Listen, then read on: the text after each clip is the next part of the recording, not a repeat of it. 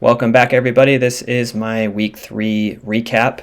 Since moving to putting all of my income into my brokerage and fully living out of it, I'm going to go into the dividends as always received this week, the options trades that I made, the deposit, where the margin balance sits, all of that. And then I'm going to show some new things on here as well using the Snowball Analytics platform. I'm getting a little more familiar with it and has some pretty cool tools in it that I'll use to report on some of the things. Real quickly though, jumping into the strategy as always for new viewers, I am depositing all of my income into my brokerage account and living out of it by paying expenses out of it. So when I make my deposits from any kind of income I receive, I immediately deposit into 3 buckets: 50% into high yield funds, 25% into dividend growth stocks and funds, and 25% into the growth stock and funds. That's the allocation I'm shooting for. I will go into the allocation I'm sitting at here momentarily. Approximately 50% of the account is used for options trading, cash secured puts, and covered calls. Income generated by the portfolio throughout the month pays down the margin balance and also pays my bills. So it pays the bills first, and then if there's not enough income generated to pay the bills, then my bills are paid on margin to fill the gap. And then money is withdrawn on margin to pay the bills throughout the month, like I just said, above and beyond what the income generated is able to cover. And eventually the income generated from the account will be more than my monthly expenses. And at that point, I will have some choices that I can make, whether it be pay my house down quicker, maybe me or my wife quits our job or goes part-time somewhere or anything like that. We'll have some options and some choices to make, which is exciting. I'm also going to go into a tool that Snowball shows to give kind of a rough projection on that here in a minute. But quickly, jumping into the dividends for the week real quickly here. The usual suspects: WPay, YMAX, Ulti, and XDTE paying weekly. Some of these change days, but still paying weekly. And you can see the totals here. I mentioned on my last video that Misty was going weekly. Today was the first weekly payout of it. I received $331.03. I have 545 shares. I do not expect it to be this. This was an accumulation of 2 or 3 weeks combined, and they paid it out here. So I think this is actually going to be much less, but we'll see going forward. We don't know. So total dividends for the week, I received $571.35. Jumping quickly into the options trades. These are what I had open last week, quite a few here. I will report on the ones that I bought back first. So all of these I bought back for $1. I had 5 quantity here, so that was $5, and then the fees. So I added another column here, simple annual return, just for fun. This is if we're making the assumption on any of these that I'm able to do this every single week at this strike with this allocation needed. So we're making some assumptions here, but it's kind of cool to see that, like for instance, TSLL, if I had 5 contracts, if I was selling 5 contracts per week at this strike with that money needed, I would be able to generate 49.67 annual return, and so on and so forth. You can see 37, 99, 57, 81. So pretty high returns. Again, we're making assumptions there. It doesn't account for assignments. It doesn't account for having to take losses, things like that. But just thought I'd put it in there to show.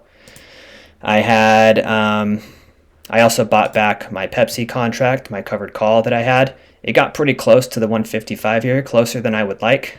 And then also with that, I had 2 Starbucks covered calls on 200 shares that I own.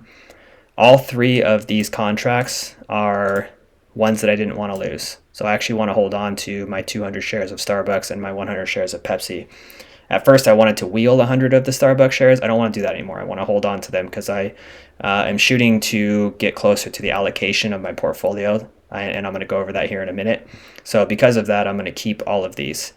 And because I had to roll these 2 Starbucks positions, which I didn't want to do because they were both in the money, and Pepsi got real close to that 155, I don't think I'm going to be selling covered calls on positions I don't want to lose any longer. I think I'm going to hold off on doing that. I just don't think it's worth it. You can see the returns are much lower. I had negatives here and 10% compared to selling puts. So I think I'm just going to be concerned about selling puts on positions I want to wheel rather than selling calls and trying to scrape a few pennies on stuff that I don't want to lose. So going into the new trades for this week, I had rolled BITX. I paid 605.66 to close it, and then rolled it and received 654.34. So like a $50 roughly net credit. I rolled it same strike, and I have a sheet here I'm going to show you on this to go into BITX a bit more. I rolled the 2 covered calls of Starbucks. I was able to roll the 84 strike one right here up to 85 and out a week, which was great, and 85 up to 87 and still receive a net credit on both of them. So I was pretty happy with that considering where they were. Target, so that's for all the old stuff. Now for this week, I only sold 2 different positions, 3 total contracts. I'm still selling put on target. New put opened this week at the 18 delta, 87 strike expiring this week, and I got $45.34. And I sold 2 put contracts of NVIDIA at the 12 delta, so pretty conservatively, I think, at the 170 strike, and I got a total of 153.68. So not as many open positions this week. I'm going to try to limit as many open positions I have. You'll also notice I'm only doing it on stocks now. I'm going to try not to wheel some of these higher volatility positions like TSLL, TNA, SOXL. These are like double and triple leverage funds. I'm going to try to stay away from those. I will still wheel BITX because it does have a really good payout. If you're holding it, it pays a pretty good dividend. So jumping into BITX, like I just mentioned, I had a put that I rolled. Initially sold it last week at the 53 strike. At the time, I received a 102.34 net premium. And then I just mentioned I rolled it. So I paid 605.66. This was yesterday on Friday, and I received 654.34 on the subsequent new sold put position opened. Same strike, 1 week out. Received a total so far on these rolls on the initial sell and the roll of 756.68. I have paid 605.66 so far. So right now, my cost basis on this would drop $1.51, meaning if I was assigned tomorrow on these 100 shares at the 53 strike, which is 5,300, right?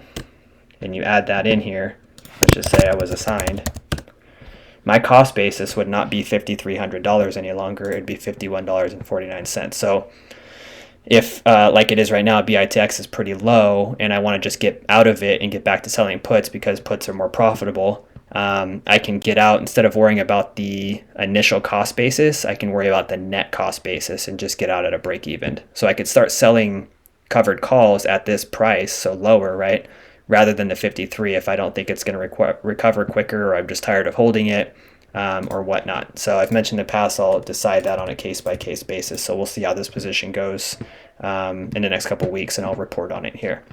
So quickly, I wanted to jump into the platform here and show some updates on the portfolio in general. Oh, sorry, I didn't actually go over this stuff up here. So right now my margin balance currently sits at $0. I actually have like $850 in cash sitting in here, and that's because I haven't had to pay any bills out of this account really yet. Everything's on credit cards. None of the payments are due until like the first week of November, which is great. So I haven't really had to pull any money out yet for expenses. That will happen, and when it does, obviously this is going to increase, which is going to affect the open puts here as well a little bit. This week I deposited $3,835.81, and I have $48,000 in open put contracts at the moment. That is the BITX position, the target position, and the 2 NVIDIA contracts.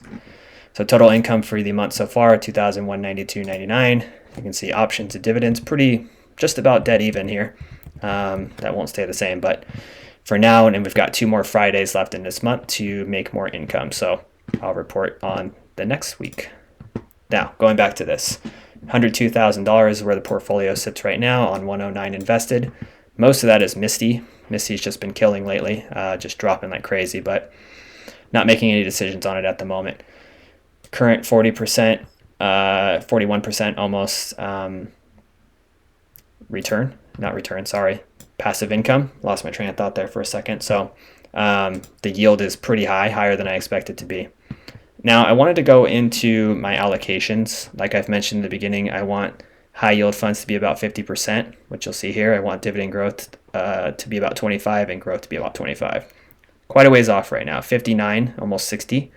and 33 is what I'm at right now, and 6. So you can imagine with this week's deposit, I put it mostly into growth. I did buy a little bit of QQQI, which is a newer position. You can see here I've now got 69 shares. I did add some there, but my new positions for growth are listed here. This week I bought 10 shares of Amazon. I bought 9 shares of Nvidia to add to my growth pie. So right off the bat, Amazon's higher than I want it to be, and so is Nvidia. But I like the price on both of them. I like both the stocks, so I added them in here. I may and probably will add different positions in here as well, but that's what I've added this week. So I'm going to be working on getting this allocation closer to what I want. So probably going to be putting quite a bit into growth in the next couple of weeks. But with the deposits being made, it should get there pretty quickly, hopefully in a few weeks. And then I wanted to jump into dividends real quick. So you can see I said the yield was almost 41%. Right now it's saying about $41,718 in annual dividends, or about $3,476 per month. I have decided that my current goal is going to be about $144,000. So I'm shooting for $144,000 in annual income from not just dividends, but from options. So, this number is technically could be half of this, which is like 72,000. So I'm over halfway there technically, because I would hope that options is going to be about half of the income in the portfolio, which we can see it's trending like that right now. I don't expect it to stay that way, but it is trending that way.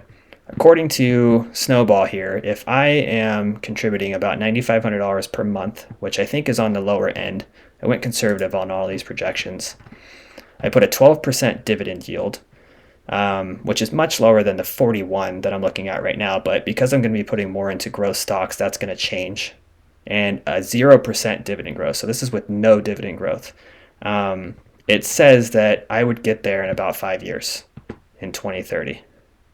The portfolio would be sitting at about $318,000 in 5 years. The safe scenario that they draw up would be 149, and it would be 4 additional years. But you can see how it breaks it out down here too. So today, 2026, 60, 81, you can see the safe scenarios. But it's pretty wild to think that in 5 years from now, could be making about $160,000 a year in passive income, and this would be just dividends. This wouldn't even include options. So if I was able to still make, let's say it was a quarter of this, I'd be over $200,000 a year in income from this portfolio. So kind of exciting. We'll see how it plays out. I went conservative. To me, it still seems like they seem like crazy numbers. I still look at this and I'm like, there's no way. And it seems a little wild to me, but it's entirely possible. And that's part of the reason why I started this channel, was I wanted to document this for not only some others, but for myself, so I can look back at this down the road and just see how crazy it was, hopefully, in a good way. So wanted to quickly go over that. And then last but not least, I wanted to just go into the dividend calendar. So what we're expecting this coming week. And the usual suspects: WPay, Ulti, YMAX, Misty, now weekly, and XDTE. We are going to receive the QQQI and SPYI dividends this week. So we're looking at 171 on Wednesday, 125 on Thursday, and 544. Obviously, I'm going to add more money in on this Friday, and then these numbers will change. And then there's options income as well, but just kind of wanted to go over what is expected for this coming week. And with that, I will wrap this up. I believe I covered everything. If you guys have any feedback, of course, drop it in the comments. Appreciate everybody watching, and we'll catch you next week.